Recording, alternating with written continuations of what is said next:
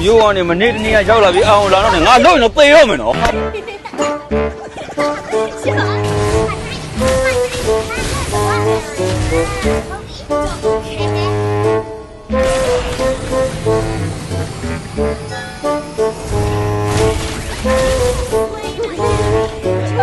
တတ်တော့လူစုတွေထဲလွတ်အောင်လည်းမပြေပဲနဲ့